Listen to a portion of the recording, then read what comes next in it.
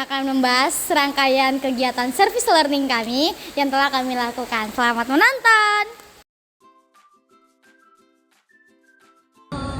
Permasalahan yang kami hadapi di Grigak yaitu masyarakat sekitar mempunyai kolam budidaya ikan untuk tempat membudidayakan ikan.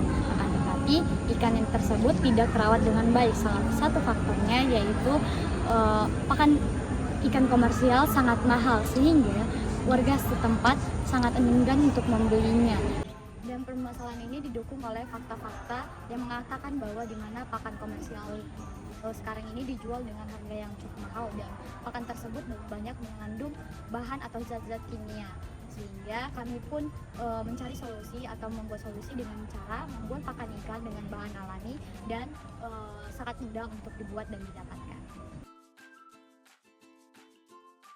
Tadi kan kita udah mengetahui apa aja tuh data atau fakta pendukung terkait gambaran masalah yang kami angkat.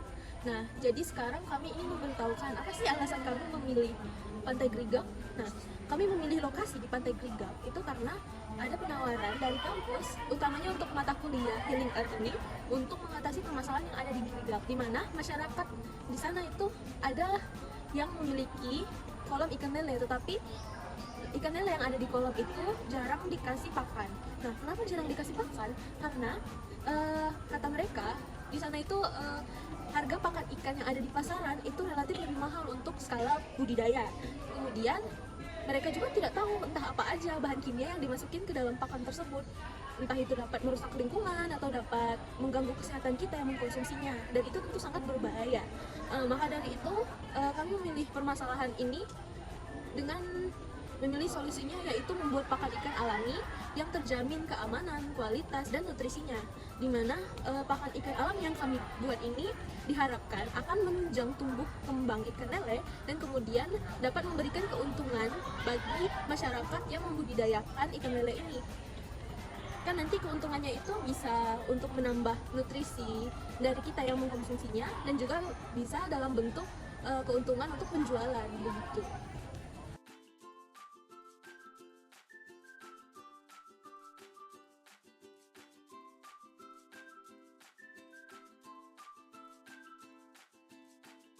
Kemudian kita akan melihat capaian program apa yang telah dicapai oleh kelompok 2. Di sini kita akan melihat dari segi indikator ketidaktercapaian dan indikator ketercapaian. Dari yang ketercapaian dulu ya. Kalau di sini tuh ada model dari pakan ikan yang dibuat itu aman dan bergizi, di mana dibuktikan dengan reaksi positif dari ikan yang kita berikan pakan tersebut. Nah, gimana sih kita tahu kalau ternyata ikan-ikan tersebut memberikan reaksi positif? Nah, itu bisa dilihat dari peningkatan nafsu makan dari ikan-ikan tersebut, di mana mereka mau memakan pakan ikan yang kita berikan. Kemudian juga dari kondisi kesehatannya mereka, di mana setelah kita berikan pakan ikan tersebut, ternyata ikan-ikan tersebut tetap sehat, tidak ada yang meninggal atau tidak ada yang mati gitu. Nah, kemudian kalau kita lihat dari pakan-pakan ikan komersial kan itu dari segi ukuran dan bentuknya itu sudah sesuai dengan pakan ikan yang kita buat. Nah, itu juga dari segi baunya juga sudah sesuai dengan pakan ikan komersial yang ada di sekitar. Itu udah merupakan indeks ketercapaian yang telah kelompok 2 capai. Kemudian kalau dilihat dari yang tidak tercapai itu mungkin dari segi alat ya, dimana kan kalau untuk pembuatan pakan ikan itu membutuhkan biaya yang paling besar tuh di bagian alatnya, karena kan memang alat-alat pembuatan pakan ikan tuh ada yang khusus untuk menghasilkan pakan ikan yang baik dan sesuai gitu. Nah, kalau karena mulai dari biayanya juga kelompok kami itu memilih alat yang jauh lebih murah gitu, yaitu kami menggunakan alat penggiling daging. Nah, itulah yang merupakan hal yang belum bisa kami capai.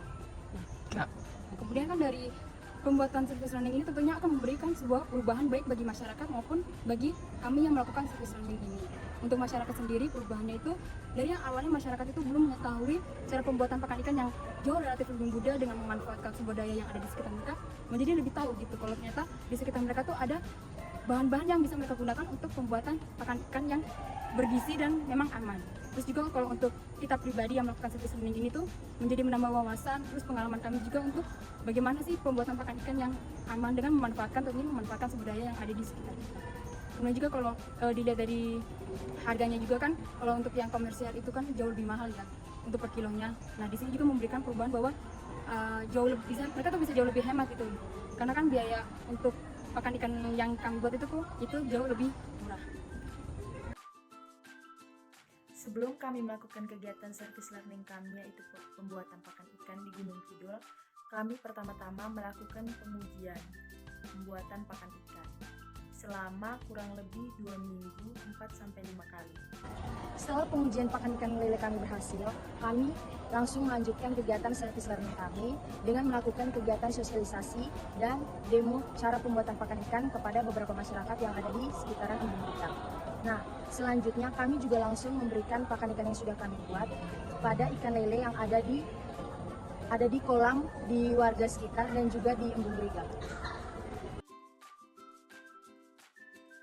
Dan Ibu, perkenalkan saya Gilbert dari mahasiswa yang sudah melaksanakan kegiatan service learning. Tujuan saya di sini ingin mewawancarai Bapak Ibu mengenai kegiatan tadi yang sudah kami lakukan. Namun sebelum itu boleh saya minta perkenalan diri dari Bapak Ibu, boleh dari Bapak dulu. Saya Tantian. Dan dari Ibu.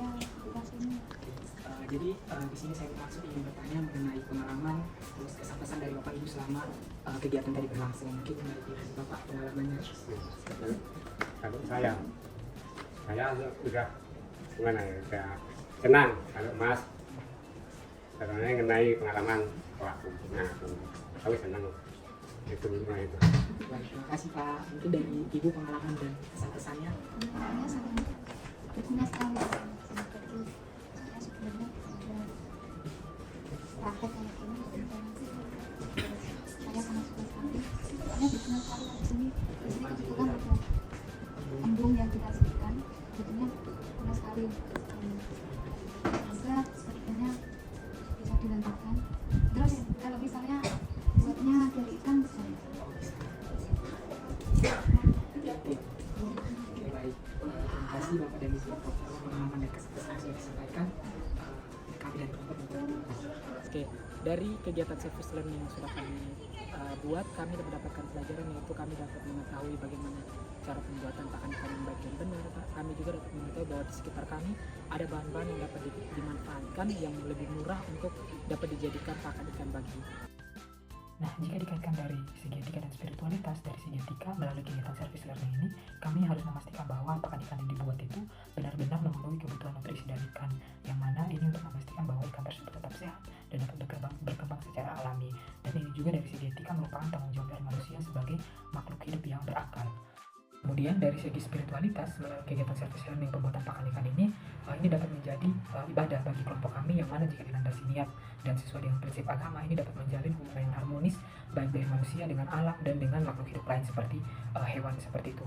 Nah, melalui kegiatan pembuatan pakan ikan ini dari kegiatan service learning ini tidak hanya meningkatkan keterampilan kami, tetapi juga untuk membangun karakter kami sesuai ajaran keagama seperti itu. yang kita kami lakukan adalah refleksi yang kami dapat, yaitu pertama kerjasama dalam kelompok untuk mencapainya kegiatan yang telah kami lakukan. Yang kedua adalah kami mendapatkan pengalaman baru dalam membantu masyarakat di Brigak untuk menyelesaikan masalah di masyarakat.